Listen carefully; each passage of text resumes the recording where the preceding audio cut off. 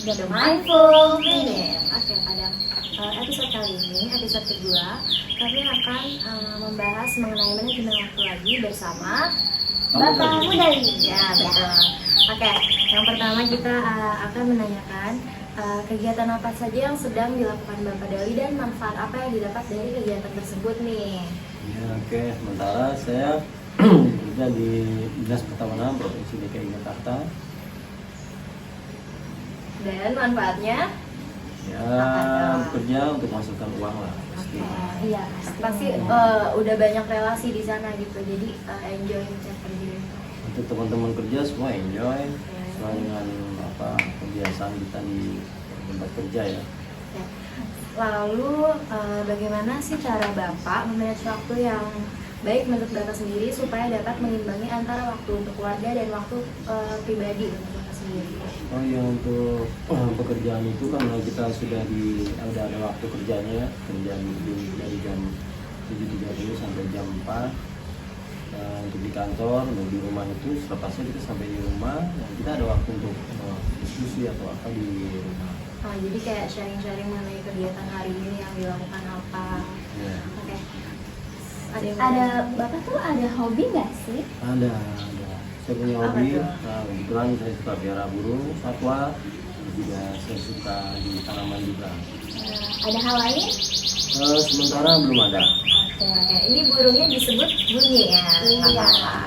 Oke, selanjutnya apa lagi yang mau ditanyain dari Bapak? Gimana sih cara Bapak mengatur waktu gitu, mengurus satwa, mengurus tanaman, disaling dengan kerjaan yang pastinya ada banyaknya gitu pekerjaannya kan?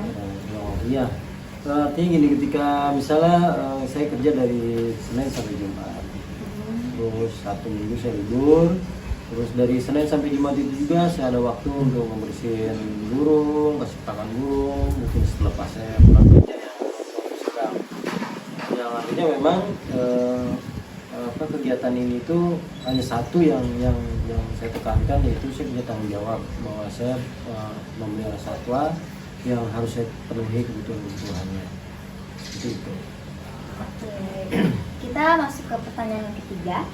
Kira-kira setelah dirasa sudah lumayan lama menjadi seorang ayah, menurut Bapak sendiri perbedaan dari cara memanage waktu saat muda dan sekarang itu apa sih?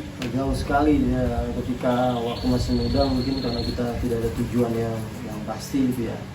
Artinya kita tidak ada rencana, masih ikut teman sana teman sini gitu kan. Tapi ketika kita sudah berkeluarga, ada rencana yang kita buat, terus ada tujuan yang kita inginkan. Jadi kita mulai mengatur waktu seperti apa yang harus kita lakukan, misalnya gitu, seperti itu.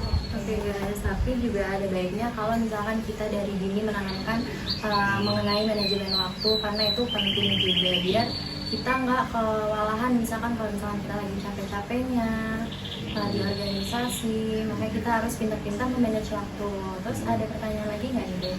Kalau misalnya kita nih pasti capek kan dengan kegiatan yang harus seperti itu, dan harus bertanggung jawab dengan kegiatan tersebut. Gimana sih cara kita melawan rasa malas? Pasti ada kalanya kita merasa malas kan? Ya, artinya kalau saya pribadi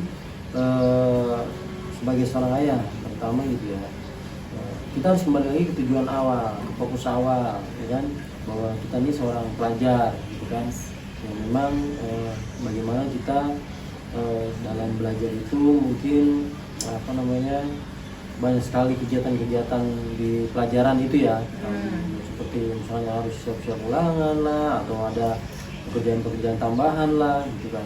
Nah, ketika ada kegiatan-kegiatan di luar ekstrakurikuler namanya, maka kita juga wajib punya tanggung jawab terhadap tujuan awal kita, karena kita seorang pelajar ya, bukan berarti kita larut di sebuah kegiatan yang justru membuat kita menjadi kelelahan, akhirnya kita stres sendiri, nggak fokus terhadap pelajaran kita, yang akhirnya semuanya itu jadi nggak jelas kayak gitu. Iya Pak. Seperti itu, jadi memanage waktu dari POV-nya Bapak Mudali. Sekiranya ini podcast yang kita buat di podcast kedua. Terima kasih sudah menyaksikan untuk teman-teman. Selanjutnya, ya, kesimpulan yang kita dapat nih, kalau memanajemen waktu itu tuh kita harus ingat kalau kita harus bertanggung jawab. Betul. Kalau ikut kegiatan itu kita harus udah harus fokus, udah tahu itu tanggung jawab kita, nggak boleh males-malesan. Oke, jadi itu podcast dari kita. See you teman-teman, terima kasih sudah Terima kasih kepada Terima kasih. narasumber 1 dan 2 di episode yang sebelumnya dan episode sekarang. Ya, bye.